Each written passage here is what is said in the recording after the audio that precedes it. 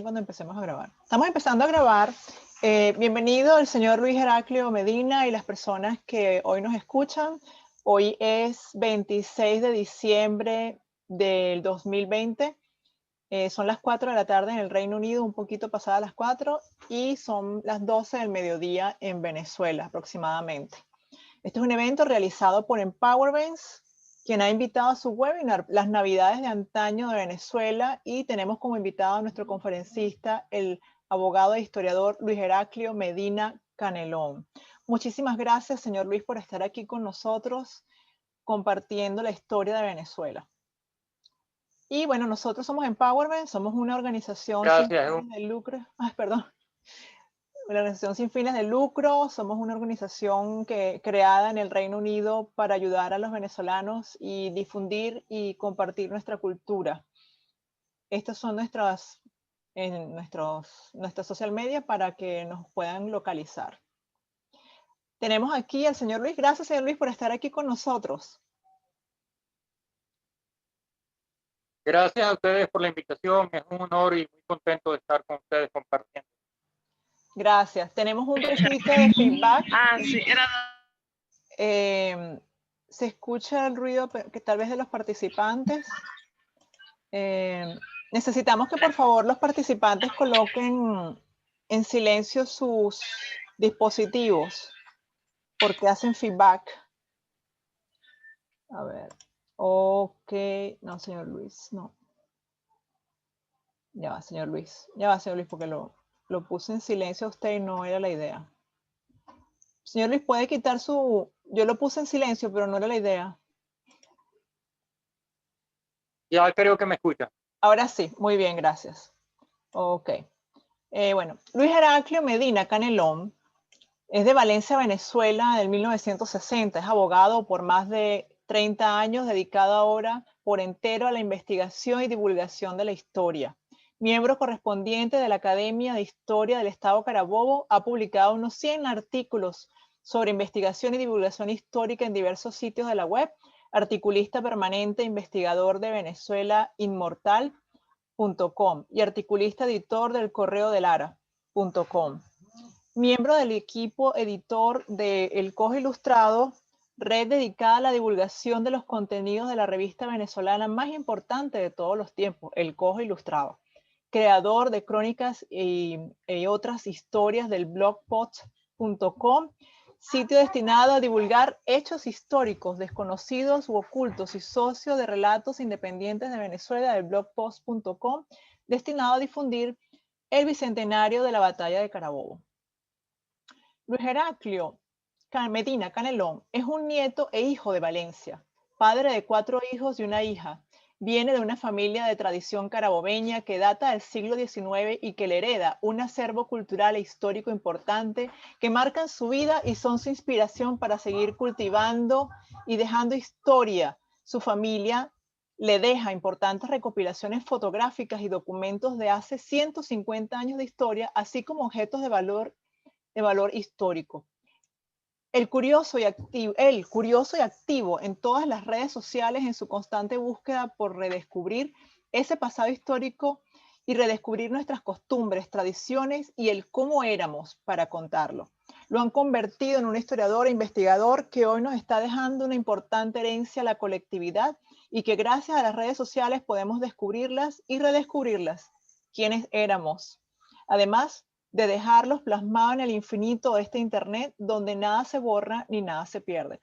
Señor Luis, para mí es un honor tenerlo aquí y de verdad que la forma en que lo conocí fue por las redes sociales y me ha fascinado que usted, así como un gran equipo y un grupo de venezolanos, se han dedicado a escribir la historia de Venezuela, pero en internet, en las redes sociales, dejándonos una huella y una marca, imborrable. Y es súper invaluable porque lamentablemente los que estamos fuera no podemos ir a Venezuela, no tenemos cómo ir a buscar esos libros, no tenemos cómo ir a leerlos. Pero gracias al internet y su trabajo y el trabajo de su equipo y de personas como usted, nosotros que estamos afuera podemos redescubrir nuestras raíces y redescubrirnos a nosotros mismos. Muchísimas gracias por este trabajo, señor Luis. Y bueno, gracias a ti una vez más por la invitación. Bueno, lo dejo. Como tú misma dices, por adelante. Bueno, lo voy a dejar con las navidades de antaño para que nos cuente cómo son las navidades de antaño. Ok, bien. Como tú dices, sí, como formamos parte junto con muchas otras personas de lo que yo llamo los nuevos historiadores, las personas que estamos eh, divulgando la historia venezolana y local de cada ciudad a todos estos venezolanos, tanto que están aquí y por alguna razón no la conocían, y ustedes lo de la gran diáspora venezolana en todo el mundo. Bueno, mira, en cuanto a las navidades de antaño, yo particularmente tengo la fortuna, como lo he escrito antes, de haber compartido mucho tanto con mis padres como con mis abuelos. Yo digo que tengo vivencias de tiempos pasados que yo no viví, pero me las pasaron quienes sí la vivieron intensamente, como fueron los viejos de uno. Allí están las de los años 20 y los principios del siglo y hasta finales del siglo XIX, que son los abuelos de uno que nacieron en el siglo pasado. Las navidades de esa época eran unas navidades bastante distintas a las de ahora, mucho más familiares, mucho más modestas, más íntimas, pero yo diría que hasta más auténticas. Señor Luis, En cuanto estamos a las hablando navidades, de la época de Gómez. Cuando usted nos habla de esa Navidad, son las Navidades de Gómez. mucho anteriores a Gómez. Gómez inicia su mandato en Venezuela, su dictadura, en el año 1908. Y las referencias que hay de la infancia, por ejemplo, de mi abuelo, deben ser de 1904, 1905, ya que mi abuelo nació en el año 92 y él me contaba muchas de sus cosas. Nació cuando empezó el siglo, ya tenía 8 años. Entonces, arrastramos esas vivencias, tanto de lo que le contaban a él sus padres, como las del mismo tiempos de Castro, tiempos del mismo Joaquín Crespo. Arrastramos una historia de más de 120, 130 años vivida y contada por quienes la vivían. La manifestación más importante de la Navidad, por lo menos de esas Navidades antiguas, era el nacimiento. Hoy un poquito devaluado ante la presencia de otros elementos extranjeros que no forman parte propiamente de nuestra tradición. La palabra tradición denota lo que se ha mantenido generación tras generación tras generación. Indicaría por lo menos 100, 150, 200 años una tradición. Una tradición no es una moda que se inició hace 10 años o hace 20 años o estos años. ¿Okay? Por eso yo digo que el nacimiento... Señor Luis, se acaba de ir la señal. Voy a poner en pausa la grabación. Sí, sigue grabando. Aquí estamos, de vueltas. Continúe. Ok, el nacimiento se origina por allá por el año 1200 en Italia. El primer hombre que hizo un nacimiento fue San Francisco de Asís, y el primer nacimiento fue un nacimiento viviente, un nacimiento con personas. Lo parece que lo hizo un año, gustó mucho a aquella gente de aquellos pueblos, lo replicó varios años siguientes, y hasta que en algún momento en la historia alguien decide no hacer el nacimiento viviente, sino hacen algunas figuras, suponemos que serían de yeso o de algo, por unos 200 o 300 años después. El nacimiento llega a América, por supuesto, con nuestros antepasados, los conquistadores, que eran antes que todo militares y evangelizadores cristianos. Se tiene conocimiento del primer nacimiento en Venezuela, un nacimiento viviente en un teatro de Caracas, por allá por el año de 1700. Mucha gente no sabe que ya en los años 1700 existía un enorme teatro en Caracas con capacidad hasta para 1500 personas. Bueno, para no irnos tan lejos, ya en los tiempos de nuestros abuelos, los nacimientos eran una cosa obligatoria en cada casa. Era la máxima tradición religiosa. Era una cuestión que hacía toda la familia. Eran distintos a los de ahora también. Los materiales eran unos materiales no plásticos, sino telas, cartones. Las figuras eran unas figuras muy bonitas, venidas de Europa, de España o de Italia, figuras de yeso. No existía tampoco la cerámica para ese tipo de cuestiones. Los viejos hacían los nacimientos, me acuerdo que mi abuela siempre hacía una gruta Tú sabes que el nacimiento, de acuerdo a las Sagradas Escrituras, según uno de los evangelizadores, era un establo, pero otro de los evangelizadores decía que era una gruta, una cueva. Hay las dos versiones que son parecidas, pero no son exactamente iguales. Mi abuela hacía con una antigua caja de desecho, una caja de mercado, la forraba en papel de bolsa. Los muchachos de hoy conocen las bolsas plásticas nada más, pero creo que tú y yo con más razón, que soy un poquito mayor que tú, conocimos las bolsas de mercado que eran de un papel amarillo grueso. Con esos papeles hacían la gruta, la pintaban con algún tipo de pintura que conseguían y el resto del paisaje lo completaban con piedras, con las ovejitas tradicionales. Hay un detalle muy curioso, muy bonito que me contaba mi abuelo. A principios de siglo, que no existían para los nacimientos esas matas plásticas que vemos ahorita, se usaban algunas maticas que le ponían disimuladas allí. Y se acostumbraba desde noviembre más o menos, como en todas las casas había gallineros, había maíz para las gallinas, agarraban unos granitos de maíz y desde noviembre los ponían a germinar. De manera que ya a los primeros días de diciembre tenían las maticas ya formadas muy bonitas para decorar el nacimiento con esas maticas de maíz pequeñas. Se nos fue el señor Luis otra vez, se nos fue la señal. Voy a poner en pausa. Ya un momentico. Ok, continúe, señor Luis. Ok, yo llegué a practicar eso de las maticas de maíz en algún año. Lo que pasa es que generalmente cuando uno se acuerda que ya viene la Navidad, ya es diciembre y no nos da tiempo, pero algunos años sí la llegué a hacer en noviembre y ya para mi nacimiento quedaban bien bonitas las, las maticas. Este, ¿Qué más te podemos contar de los nacimientos? Bien, el nacimiento viene a ser desplazado por el arbolito. El arbolito yo digo que no es verdaderamente una tradición venezolana. No es una tradición porque no ha existido por más de 100 años ni siquiera por 80 años. El arbolito es de origen nórdico, no es católico, no es de nuestros padres fundadores de la nacionalidad, los conquistadores, sino es de los países más al norte, más fríos. Llega a Venezuela, quizás, no es seguro, por los años 40 o 50, con el establecimiento de las empresas petroleras que traen los automercados, que traen la gran cantidad de automóviles, que traen todas esas cosas de su propia cultura. Y aquí el venezolano, que a veces es un poco novelero, que quiere las cosas que están de moda, asumió el árbol.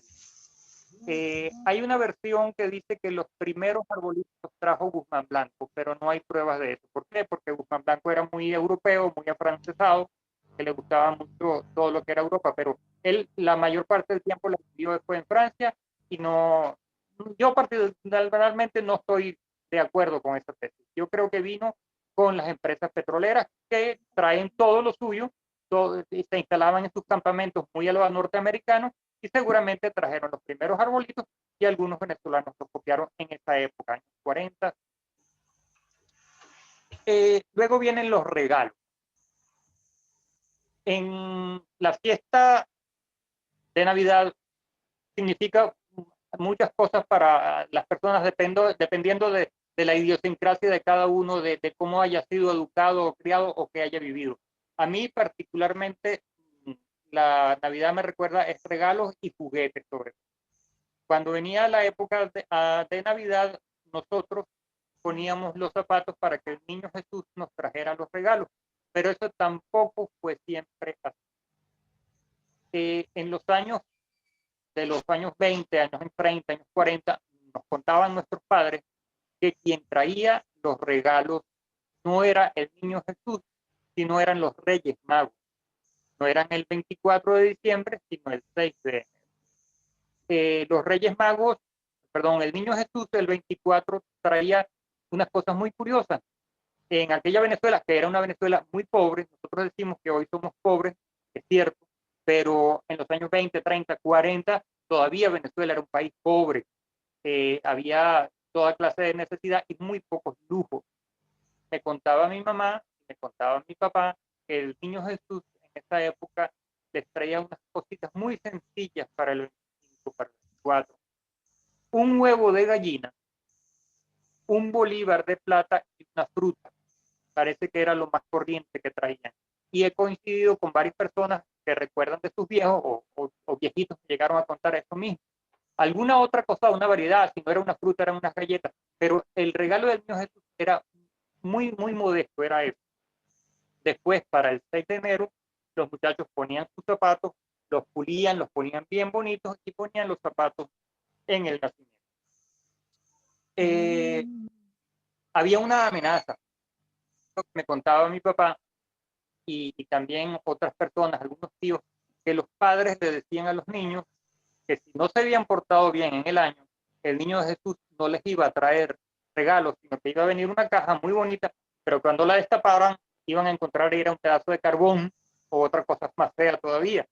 Y entonces los muchachos tenían ese temor, concha, ¿me portaría bien? ¿Será que me van a dar un premio o me van a dar semejante caja? Bueno, y entonces en esta oportunidad de Reyes que venían los juguetes. Los juguetes han cambiado también. Nos sorprenderíamos de ver el tipo de juguetes que llegaban cuando la época de nuestros padres, que serían los abuelos de la mayoría de los muchachos de hoy. Los juguetes, había por ejemplo soldaditos de plomo, que hoy están prohibidos por las normas sanitarias porque el plomo es contaminante.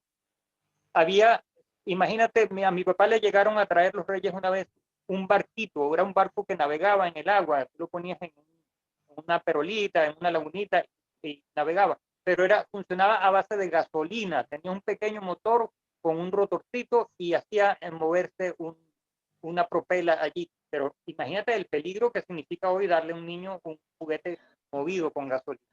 Claro. Mi papá me contaba también de un juego muy instructivo que se llamaba el Mecano, que yo digo que sería el abuelo o el tatarabuelo del Lego de hoy, que eran una serie de tubitos, platinas agujereadas con huecos, que llevaban tornillos, que llevaban tuercas, que llevaban poleas, y los muchachos de esa época podían hacer toda clase de aviones, barcos, carros, construcciones, edificios, casas, lo que sea, todo lo que se les ocurrió.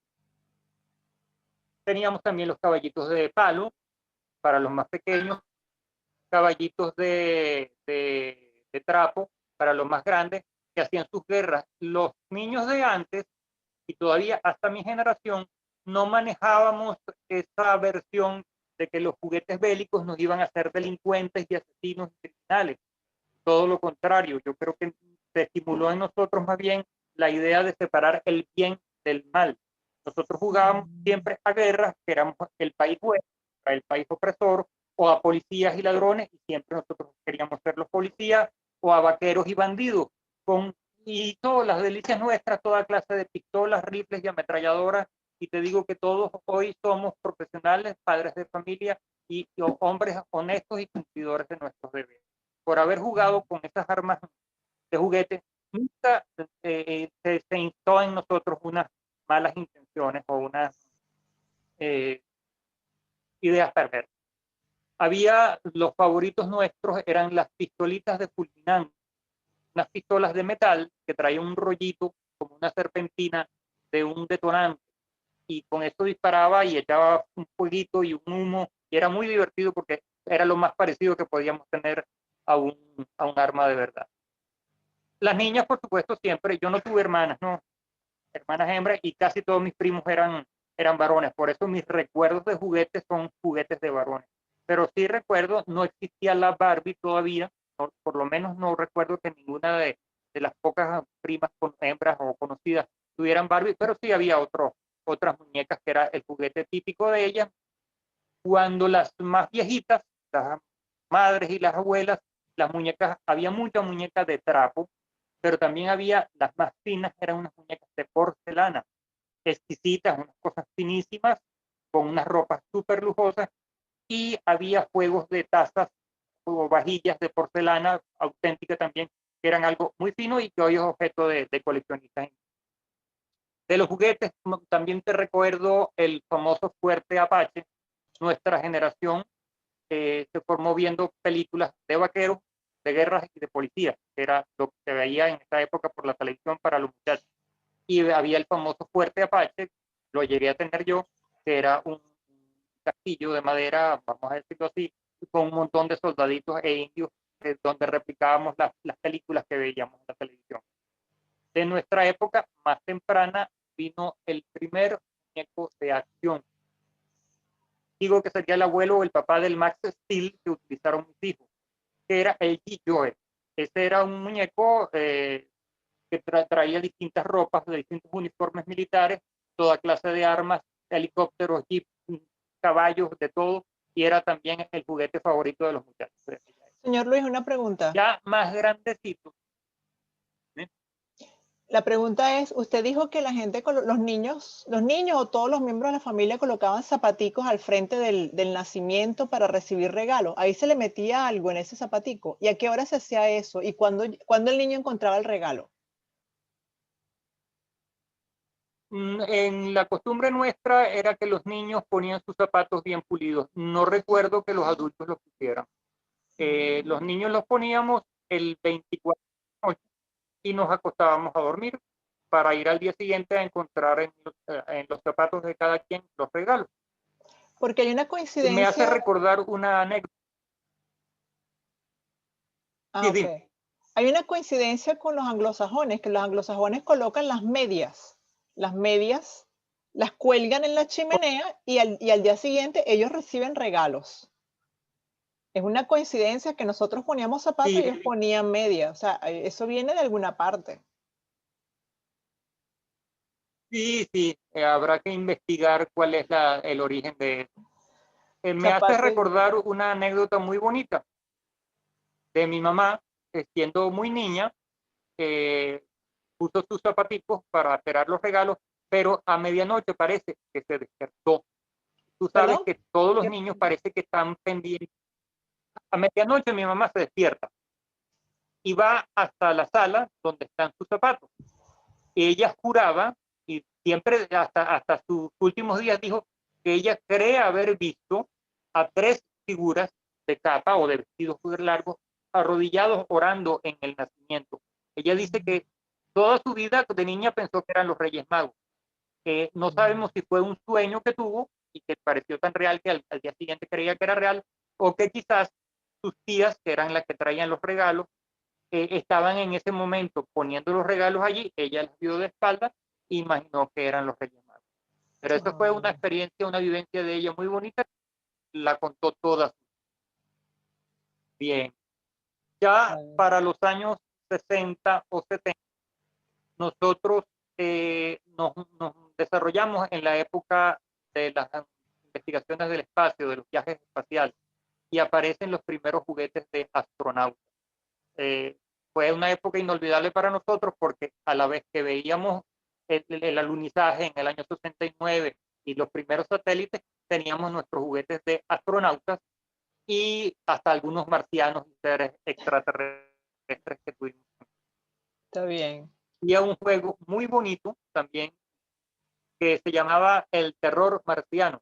Fíjate lo distinto de las normas de seguridad. Venía un horno eléctrico para los varones y había un equivalente para las hembras y unos moldes de plomo y un plástico derretido. Nosotros echábamos el plástico derretido de distintos colores en esos moldes, que eran piezas de monstruos o de animales. Y entonces uno armaba, una vez que horneabas eso, los monstruos o los animales con las distintas patas y cabezas y cuerpos que tú tenías. Ese era un juego de los favoritos. ¿Qué más recordamos por allí? Vemos la comida. Aquí, ya unos juegos. No, vamos a terminar con los juguetes todavía porque tenemos algunos juguetes por aquí. Aquí tengo los juguetes. Ya más instructivos llegaban, los comprábamos, recuerdo, en la librería El Viñedo, extinta, los barcos y los aviones de armar. Eran barcos auténticos en las guerras, y entonces eso estimulaba a uno a averiguar la historia del barco, incluso la traía en inglés, pero uno averiguaba en alguna parte la historia del barco. Este tipo de juguetes con los que nos desarrollamos, que se referían de una manera u otra a las situaciones históricas reales, yo creo que es lo que nos llevó a nuestra generación a abocarnos a estudiar la historia. Ahí están en la pantalla, por ejemplo, el Bismarck, es el barco más famoso de la marina alemana durante la Segunda Guerra Mundial. ese lo tuve yo, lo tuvieron muchos amigos, y entonces, aparte de que uno lo armaba, uno quería averiguar qué fue ese barco, qué hizo, cómo se hundió, y entonces uno se ponía. Oh, se fue otra vez la señal del señor Luis. Tenemos problemas con la señal de Venezuela. Yo lo coloco en pausa. Estamos grabando otra vez. Aquí estamos. No lo escucho, señor Luis. ¿Está congelada su imagen? ¿Ahora me escuchan? Sí, ahora sí. ¿Ahora sí? ¿Me oyes? Sí, sí, sí, sí, puede hablar. Hola, hola, hola. Ok. Para finalizar con los juguetes, veo que tenemos la foto allí del equipo de Batman. También somos de esa generación los años 60, la generación de los mayores eran los Agogó, que vino Batman en esa época, y fue furor por muchos años entre todos los muchachos los juguetes de Batman. No era un hecho histórico ni nada por el estilo, ya las juventudes entraban en un mundo más de fantasía, pero eso marcó una época. Este Bueno, juguete de ahora podemos hablar Batman, un poquito de las hallacas. ¿de qué data? ¿De qué data este juguete de Batman? ¿Es antiguo o es moderno? Mira, el Batman nuestro es de los años 60. Este que está aquí, este Batman que se está aquí en la popularizó en foto. Venezuela. Sí, ese lo tuve yo muy parecido. El baticinturón, la batimáscara, la baticapa y no sé cuántas otras baticosas. Lo pasaban por Venevisión, eso era fúrico, todos los muchachos tenían que ver con Batman y jugar de Batman y Robin. Nadie quería ser Robin, todo el mundo quería ser Batman. Qué bueno. Ese lo que está allí lo tuvimos igual. Está bien. Sí, sí. Ok, vamos con las hallacas entonces. Ok, a las hallacas le hacemos un vuelo rasante para dejarlas a profundidad para otro momento. Bueno, la hallaca no es tan criolla ni tan auténtica como la gente dice. La hallaca es un tamal, es una de tamal. El tamal era una comida de los aborígenes, de los indígenas en toda América. Tú sabes que el maíz era el principal plato de los indígenas americanos, junto con la papa y otros, pero el maíz se daba desde México hasta la parte más sur de Sudamérica. Y se envolvía y se hacía de distintas maneras de acuerdo a los otros ingredientes que hubiera. Los mexicanos, por ejemplo, los mexicas, los aztecas y los mayas, la rellenaban con rana, con iguana, con grillo, con en fin, lo que consiguieran. Porque acuérdate que en América no había esos grandes animales que conocemos hoy, con los que nos alimentamos hoy, todos son traídos por nuestros antepasados españoles. Entonces la carga proteica que tenía el indígena era bastante escasa. Tenían que aprovechar cualquier animal para comerlo, y eso era lo que ponían a los tamales. Cuando llegan, por supuesto, los españoles, ellos asumen el maíz, pero no asumen ni la rana, ni la iguana, ni otros animalitos. No les gusta, como a nosotros no nos gusta tampoco, pero traen esos enormes animales que dan esas carnes tan ricas, y entonces son los conquistadores o los criollos, descendientes directos de los conquistadores, los que crean este pastel que llamamos aquí hallaca, y tiene muchos nombres en toda América, pero en todas partes es muy parecido, así cuadradito incluso. Hay gente que dice que el tamal es redondo. No, hay tamales cuadrados y tamales redondos. Hay unos tamales exactamente iguales al nuestro. Hay que aclarar también que la hoja de plátano no era originaria de América, el plátano. Este también es traído por los españoles. Los indígenas utilizaban una planta parecida que se llamaba el pijao, o hoja de maíz, hoja de aguacate, hojas de guanábana, me llegaron a decir en estos días también. Ahí tenemos una fotografía que creo que la podemos poner, que es de mi propiedad, de mi colección, de mi álbum familiar, la fotografía que yo sepa más antigua que existe en Venezuela de una familia preparando hallaca. Los muchachos hoy en día están acostumbrados a tomar fotografías con sus celulares en cualquier parte y en cualquier cosa, pero antes tomar una fotografía era una cuestión muy especial, muy particular. Y casualmente a alguien, no sé por qué razón, en los años 40 se le ocurrió tomar una fotografía de mi familia haciendo hallacas, y es esa que estamos compartiendo. Hicieron bien. Tenemos un detalle también que no Sí, sí, un testimonio. Las hallacas se hacían antiguamente con gallina, no con pollo. Era más común tener en toda casa, en el patio de atrás, unas gallinas. Y una cosa que no entienden los muchachos, que lo conversábamos en privado contigo, que no existían en los tiempos de mis padres las neveras, los refrigeradores. Eso es nuevo, entre comillas. Los refrigeradores parece que llegan entre los años 30 y 40, que es cuando Venezuela empieza a tener grandes ingresos petroleros.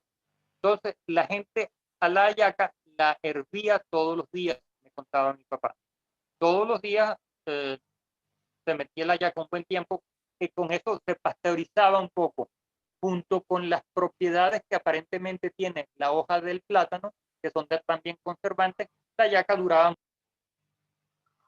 Se nos volvió a ir el señor Luis. Tenemos problemas con la señal. Coloco en pausa la grabación. Siga, continúa, señor Luis. Perfecto. Ok. Otra de las tradiciones nuestras aquí de Navidad es el pan de jamón. El pan de jamón aparentemente se origina en una panadería a característica de un señor Ramella. Es un señor que vino de Canarias muy joven, un tipo con mucha visión de empresario. Tuvo, creo que 4 o 6 panaderías en Caracas, y quién sabe de qué forma se le ocurrió hacer un pan con jamón. Lo llamaban originalmente pan con jamón. Otra de las panaderías que había por aquellos lados aparentemente quiso hacerle la competencia, y entonces le agregó al pan de jamón las aceitunas. Y otra tercera panadería que quiso hacerle competencia a estas dos primeras le agregó las pasas. Y así se definió entonces el pan de jamón. Que hoy ya quizás han ocurrido 4 generaciones de ahí, y podemos decir que ciertamente sí es una verdadera tradición venezolana. Tenemos también el pernil. El pernil, fíjate cómo son las cosas, que todo tiene un contenido que a lo mejor, un significado que no está tan visible, pero que está latente. El pernil es de cerdo, lo comemos en Navidad, y sin querer, sin saber, estamos haciendo una manifestación de quién somos y de que somos cristianos. ¿Por qué razón? Y más aún al venir de España, porque el cerdo no puede ser consumido ni por los árabes ni por los judíos. Dicen que es un animal puro. Y entonces, cuando consumimos pernil, cuando consumimos cerdo, estamos gritando al mundo: nosotros somos cristianos, somos distintos de los judíos y somos distintos de los musulmanes.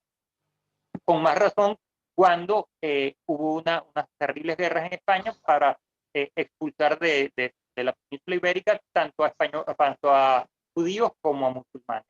Por allí debe venir la tradición de consumir el pernil. Es una teoría, no está demostrado, porque lamentablemente de este tipo de cosas tan íntimas, tan domésticas, es poco lo que existe escrito en la historia. O sea, Pero usted es una dice teoría que que yo era creo que está una bastante rebeldía, una demostración de que somos católicos, que somos cristianos. sí, es una manifestación, Una evidentemente. manifestación.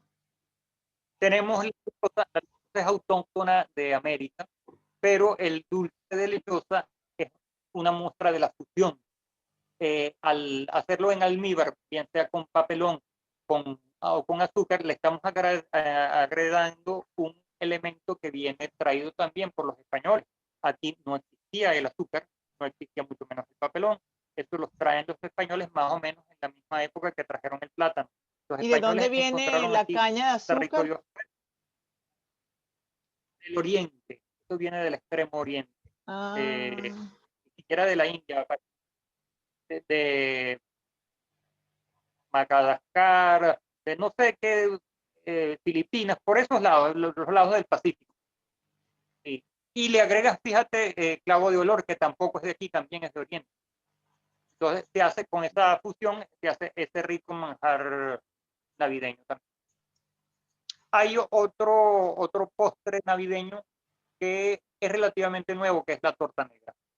La torta negra parece que tiene un origen inglés, según hemos escuchado, pero tuvo muy buena aceptación aquí, y es una manifestación que implica un trabajo previo, implica amor, porque la persona tiene que, desde muchos meses antes, incluso he oído decir que algunas señoras preparan las frutillas que lleva la torta negra desde enero del año para que 12 meses después esas frutillas que hay que poner macerando en vino, en ron o en no sé qué licor para poder darle el verdadero gusto a la torta. Sí, ese es el Tenemos secreto de la torta. dime. Ese es el secreto de la torta, esas frutillas. Sí, bien esperada. Tenemos una tradición también que le encanta a la señora, que es el ponche crema. El ponche crema no es una invención de Eliodoro González. Él lo No que hace es es. industrializarlo. El ponche crema existe tiempos inmemoriales. Aquí en San Esteban Pueblo, en Puerto Cabello, es muy popular que fabrican, se llama leche de burra. Y en los Andes también lo hacen, no recuerdo qué nombre tiene, en muchas partes lo hacen. Pero el señor Eliodoro González es el primero que lo llega a industrializar, lo patenta, desde hace 120 años está fabricando su famoso ponche crema de Eliodoro González. La primera referencia al ponche crema que hay histórica la encontramos precisamente en nuestro cojo ilustrado en el año, creo que 1900, y en Y 1905 lo patenta. en Ya él el cojo tiene, ilustrado, ¿es una publicidad o hace un artículo del ponche crema y su origen? no, el cojo ilustrado tiene mucha publicidad, ¿oíste? Es un detalle que la gente no sabe y son comiquísimas. Yo le voy a hacer la cuña, con tu permiso, es en nuestras páginas del cojo ilustrado, de Instagram, de Twitter y de Facebook, para que gocen un mundo viendo las propagandas de aquella época, de hace 120 años, de hace ciento y picote de años. La publicidad allí, por ejemplo, esa que tienes allí, son 2 propagandas del ponche crema en el cojo ilustrado. Pero qué Y una de las simpática. cosas más interesantes del cojo, sí, sí, es que las caricaturas en el cojo ilustrado las hace Arturo Michelena y las fotografías las hace, son lo mejor de lo mejor que había en materia gráfica hace 100 años en Venezuela, son los que trabajan en el cojo ilustrado. Y los escritores, no se diga, también de primer orden. ¿Quién hacía la fotografía que no se escuchó? Enrique Abril, el mejor fotógrafo venezolano del 19 y 20. Sí, es una leyenda. Ok, Es barinés radical. ok. Bueno, yo creo que no hace falta explicar cómo es el ponche crema. Todo el mundo más o menos sabe que eso es leche condensada, huevo, Sí. distintos tipos de licor lo hacen con ron, con caña clara. Bien. Sí, y Allí tenemos una fue fotografía. industrializada, usted dice que fue industrializada en 1906. 1905, si mal no 5. recuerdo. Qué interesante. Pero ya se tomaba de antes como leche de burra, dice usted. Y leche de burra lo llaman aquí en Carabobo, pero en otras partes existe con otros nombres también. Ok. ¿Qué otros nombres que no lo escuché bien? Sí, no, los otros nombres en los otros estados no los reconozco. No. Ponche, debe ser ponche. Ponche, ok. Hay un detalle interesante del ponche crema. El ponche crema se ganó varios premios en algunas ferias internacionales de esos de principios de siglo. Ok. En una de esas, en Estados Unidos, gustó bastante y los norteamericanos conversaron con la gente de Eliodoro González para hacerle compra del producto. Y al hacerle el primer pedido de no sé cuántas miles de cajas, Eliodoro González les dijo, señores, eso no lo he hecho yo desde que estoy trabajando, yo no tengo capacidad para semejante cantidad de bebida. Porque claro, los norteamericanos están pensando en sus medidas, en sus dimensiones. Eliodoro Claro. González es un pequeño empresario, no tenía capacidad para eso. Ah, Tenemos otras piezas culinarias que son. se nos fue el señor Luis y se nos fueron todos los participantes. Me quedé aquí solita. Vamos a esperar un momento. Señora Lourdes Rojas está aquí. Estamos esperando por el señor Luis. Vamos a ver. Voy a ponerle pausa a la grabación. Ahora sí, estamos grabando, señor Luis. Ok, otra de las anécdotas del ponche crema es que en aquellos tiempos, a principios de siglo, pese a que tenía cierto grado alcohólico, como todavía lo tiene, los médicos lo recomendaban para los niños que tenían gripe, pero no frío, sino caliente. Porque a la vez de que es dulce, contiene la leche, contiene el huevo, y quizás por el alcohol podías ayudarlo a expulsar las flemas. Hoy en día creo que ningún médico recomienda ponche crema. Yo creo que no. Bien, tenemos tenemos otros recuerdos que son las arepitas. Ah, las arepitas. Aquí está una foto de la panadería que usted mencionó, que lamentablemente se me fue para abajo, pero debía estar más arriba, de Pablo Ramella y su panadería Las Gradillas. Aquí está, señor Luis. Así era la panadería y este era el dueño de la panadería, un gran inversionista. Y aquí están las arepitas del que habla el señor Luis. Señor Luis, ¿puede hablar? A ver si lo escuchamos. Las arepitas dulces. Sí, Cuéntenos de estas arepitas dulces y este chocolate. ¿Cómo era esta historia, estas arepitas? ok, las arepitas dulces y son unas arepitas fritas que llevan anís, creo que llevan algo de azúcar. Se utilizan mucho, yo, ¿Se utilizan mucho, decía? No lo escucho, señor Luis. se utilizan mucho en la... No se oye. Tenemos problemas con el sonido. Hola, hola, ¿me escuchas? Ahora sí, ahora sí. Sí. Ajá, ¿Se usaban mucho estas arepitas, señor Luis? Se nos fue la señal con el señor Luis. Tenemos problemas con la señal. La verdad que está difícil la señal. Voy a hacerle... ¿me oyes, me oyes? Ok, sí, ahora sí estamos grabando, señor Luis. Las arepitas, Continúe. No se le las arepitas escucha. dulces son típicas, ¿no? Las Voy, un arepitas momento. dulces son típicas, ahí quedamos. ¿Son típicas de dónde, señor Luis, las arepitas dulces? ¿Me escuchas ahora? Sí, señor.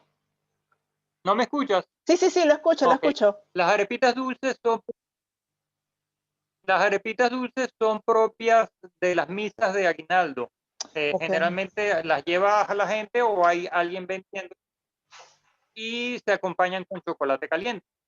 En las patinatas y en las misas de aguinaldo todavía se estilan en algunas ocasiones cuando hay posibilidad de hacer las misas de aguinaldo.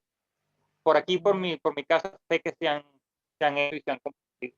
Incluso no las venden, sino las regalan las personas que las llevan.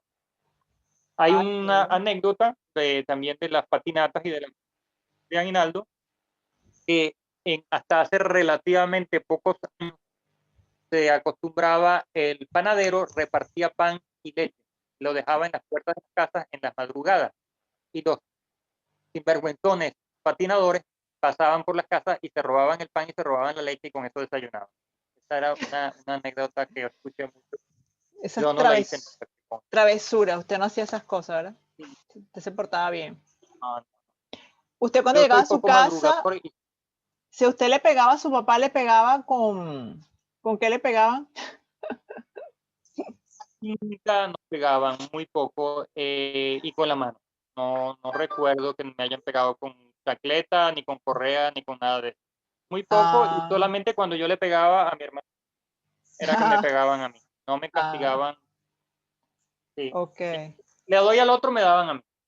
Ah, Sí. usted también dando Mira, podemos. recibía.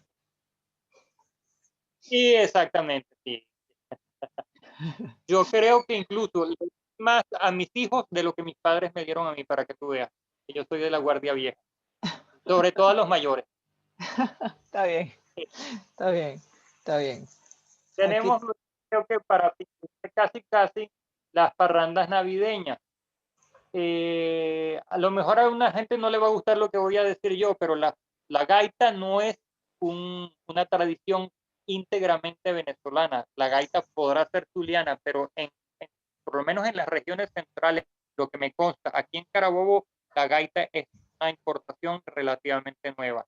Las músicas de Navidad típicas de Carabobo fueron las parrandas y los aguinaldos. Las Señor Luis, parrandas se pero originan en las ya va, zonas disculpe, campesinas, pero ¿las gaitas aparentemente. son del Zulia o son de otro país? Sí, tengo entendido que son, no, tengo entendido que son zulianas, eso es típico Ah, zuliano. entiendo. Sí. Ok, La por allá por Inglaterra es otra cosa completamente distinta. lo sé. Sí, incluso no sé por qué tienen Un día vamos a investigar sí. porque tiene el mismo nombre. Ok, Eh, cuéntenos de las parrandas entonces. las parrandas son una manifestación popular campesina. Consiste en un grupo generalmente de hombres, eran de hombres antes, no sé si ahora recientemente se habrán incorporado a las mujeres, que hacen una serie de cantos en honor al niño, al nacimiento y a la Virgen. Ellos iban en una especie de procesión, el que iba adelante llevaba una estrella y los que iban atrás iban tocando sus instrumentos musicales y se paraban en las casas de los amigos. Allí cantaban, le cantaban al nacimiento, al niño Jesús, y le cantaban también algo a los dueños de las casas, alguna canción improvisada relativa a la Navidad. En las casas les daban eh, generalmente aguardiente, que es lo que, porque generalmente eran unos borrachines, lo que más era aguardiente y algo de comida y por supuesto el que podía darle dinero les daba dinero. Eso en los campos. En los años 60 yo llegué a ver unas pocas parrandas, iban a las urbanizaciones adineradas a cantar a las distintas casas y buscando también su aguinaldo, su cantidad de dinero que les daban y alguna botella o algunos palitos que les daban allá. Es un género antiguo, tiene aproximadamente, se calcula, casi 200 años que se conoce la parranda en Carabobo. Hay las parrandas de Carlos Arbelo, de la zona del lago de Valencia, de Naguanagua, y una imagen que te envié, que creo que tienes después de esa foto que tienes ahí, la verde clarita, es patrimonio Ah, la histórico verde del Estado. clarita. Esta es la Sí, verde clarita. Ujú. sí, Esta ha grabado. otra. Esta es una fotografía, un grabado, una fotografía muy interesante que encontró una amiga nuestra que lleva una parranda, pero fíjate que no es de las zonas donde tradicionalmente se había hablado que existían las parrandas, que era Carlos Arbelo y Naguanagua, sino de Puerto Cabello, de San Esteban, que no se sabía de la existencia de parrandas allí. Y ayer se encontró esta imagen que la hemos compartido, pero es muy interesante porque denota que en el siglo XIX ya existían parrandas y en ese sector, en San Esteban, donde aparentemente ya hoy en día no existen las. Ya. Y, Señor Luis, una pregunta. ¿Las ¿qué más parrandas tenemos? son de qué parte de Venezuela? ¿Es de Carabobo o de más zonas de Venezuela? Solamente las conozco en Carabobo. No sé si habrá en otras. En otras hay aguinaldo, villancicos, pero no sé, este género musical no lo conozco en otros lugares. Ok. ¿Y cuáles son los Es instrumentos de la patrimonio del Estado de parranda? Carabobo. Patrimonio del Estado de Carabobo. ¿Y cuáles son las parrandas? O sea, ¿qué instrumentos lleva la parranda? Y son parecidos para que veas a los de la gaita. Lleva el furruco, lleva tambores, lleva violines, algún tipo de bandola, algún tipo de cuatro. Esos son básicamente los instrumentos de la parranda. Ah, porque el furruco, sabe que ahora que uno está aquí lejos, fuera, la gente le pregunta a uno qué es un furruco. Yo no he visto furruco en otros países. Yo no sé si hay furruco en otros países. Yo veo que hay furruco en Venezuela, pero yo no veo como el cuatro. El cuatro es solamente en Venezuela. Yo no conozco un cuatro. O sea, existe un instrumento en Hawái que tiene 4 cuerdas, pero tiene otro nombre que ahorita no me recuerdo. El ukulele se llama, el ukulele de Hawái, pero no es el cuatro. Suena similar porque obviamente es un instrumento de 4 cuerdas, pero cuatro y furruco es venezolano. El furruco no lo he visto en ninguna otra parte y eso estábamos hablando aquí los venezolanos, del furruco. Yo creo que es de origen indígena, me parece, Es muy interesante porque ese origen del furruco porque no lo he visto por aquí, de verdad. y será de investigarlo también. Cada vez que uno se pone a averiguar de algo, aparecen nuevas raíces para seguir investigando. Y el 4 debe ser, digo yo te he dicho que en materia de música no soy muy ducho, pero se me ocurre que es una simplificación de la guitarra española. Tiene que ser eso. Yo también creo que no habiendo guitarras inventaron el 4 para remediar el problema musical. Me imagino que el que tocaba guitarra, no consiguiendo guitarra, dijo, bueno, me invento un instrumento rápido de 4 cuerdas, ¿no? Y más fácil hacerlo también. Más fácil, suena rápido, acordes rápido, fácil de sonar, es más fácil, sí. Yo creo que eso fue lo que pasó, pero no sabemos. O vino un hawaiano y nos trajo el ukulele y le cambiamos el nombre. No sabemos qué pasó allí. Curioseando en internet, me encontré en la antigua República Socialista Soviética de Kazajistán. Hoy, Kazajistán tienen un instrumento muy parecido, pero de 3 cuerdas y suena muy bonito. Sí, fue increíble. Muy bien. Mire, tenemos la misa de gallo. La misa de gallo, la misa que debe hacerse o debe hacerse a las 12 de la noche Señor del Luis, 24 para entrar señor Luis, ya va, la misa se escucha mal. ¿Puede repetir, por favor, qué pasa con las misas de gallos, que se oyó un poquito mal? La misa de gallo es la misa de Navidad de la noche del 24 o del día siguiente, del 25. Ya no se hace como debía haberse hecho, era a las 12 de la noche por razones de seguridad, ya las iglesias temprano están cerrando. Y bueno, era una misa muy bonita porque era ya la misa para anunciar el nacimiento del niño. Con esto ya finaliza lo que es la Navidad para entrar en las celebraciones de Año Nuevo. Para entrar en las celebraciones Del Año Nuevo, que es lo que viene. sí, sería ya las celebraciones del Año Nuevo. Bueno, vamos con las conclusiones de este evento. Ya tenemos una hora, señor Luis, más o menos, hora y 10 minutos. No sé si la señora Lourdes quiere preguntar algo. ¿Usted conoce a la señora Lourdes, señor Luis? No, no la conozco. Ah, muy bien. Bueno, es nuestra invitada de hoy. No sé si nos está escuchando. Bien. Bueno, si no tenemos preguntas, déjenme decir que el señor Luis lo pueden contactar a través de sus medios de comunicación. Tiene un Gmail, tiene su Instagram, tiene su Twitter y su Facebook y sus YouTube. Aquí están. A mí también me pueden contactar y pueden conseguir este video en mi YouTube, así como en Instagram, Facebook, y pueden escribirnos a Empowerments a nuestro email. Aquí estamos a la orden, haciendo historia en el exterior.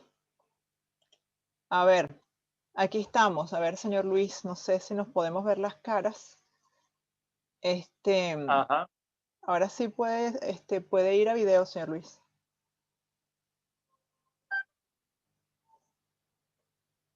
Si quiere. A ver. Señora Lourdes me parece que tiene un comentario, señora Lourdes. A ver, déjeme. A ver, señora Lourdes, sí, la escuchamos. Bueno, buenas tardes. No, quería hacer un comentario con respecto a cuando hablaron del furruco. Hay un instrumento en España que se llama zambomba. Es también un instrumento de fricción y me imagino que de allí pues lo tomaron los gaiteros. La zambomba, muy interesante. ¿Y de qué zona, señora Lourdes? ¿Tú estás en dónde? Zambomba, ajá. ¿Estás en España? Yo estoy aquí en Venezuela, en Mérida. Ah, usted es merideña. ¿Tenemos parranda en Mérida, señora Lourdes? Sí, soy Mérida.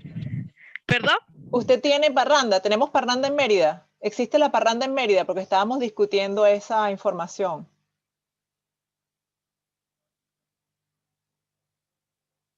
Se le va el audio a la señora Lourdes también, como que no tiene muy buena comunicación. Pero sería interesante saber porque estábamos pensando que las parrandas eran del centro de Venezuela. Ok, ¿me escuchas, Angélica? Sí, señor Luis, lo escucho perfectamente. Bueno, señor Luis, ha sido un maravilloso recorrido por la historia de la Navidad venezolana. De verdad que no me hubiera imaginado de verdad que imaginarse el mundo sin nevera y cocinar hallacas todos los días para que se conserven para la Navidad. Me pareció una cosa así como increíble cuando lo leí y conversándolo con ustedes. Yo que hago hallaca, la hallaca es una sorpresa para mí todos los días. Cuéntenos, de verdad, gracias por este recorrido y por decirnos toda esta historia. Aquí volvió Lourdes. Lourdes, ¿hay parranda en Mérida? Aguinaldos. Ajá. Aguinaldos, pero no, ¿cómo hacen los aguinaldos en Mérida? ¿En qué consiste? Son versos al niño Dios. Es decir, no son tan sabrosores así como los del centro del país, pero el tema principal es al niño Dios. Y por supuesto, lo que más destaca aquí en los Andes son los versos de las paraduras. Ah, de las paraduras que ya es en enero. Eso está bonito, las paraduras. Sí, pero las paraduras sí que son muy tradicionales aquí de los Andes. Y pues tienen mucho prestigio, sobre todo los cantores tienen mucho prestigio. ¿Cómo es que se llaman los cantores? Eso tiene un nombre completo, los cantores, ¿cómo se llaman?